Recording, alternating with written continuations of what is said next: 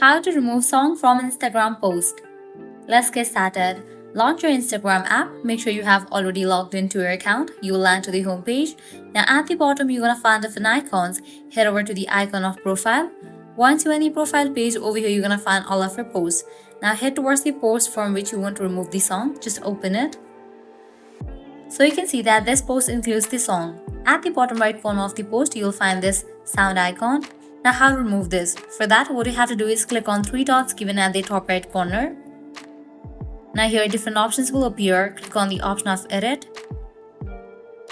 You are able to add the location or remove it.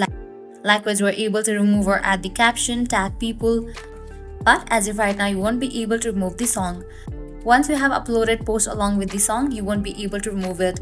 In order to remove it, what you have to do is you have to delete the post and again re-upload it without song. At the moment, this is only the solution, but if in the future Instagram comes up with this kind of feature, I'm gonna definitely update you guys. Well, that's a wrap for this video. I hope now you guys are clear if you can remove song from Instagram post or not. At the end, if you guys find this video helpful, don't forget to like, share and subscribe to our channel. Thanks for watching.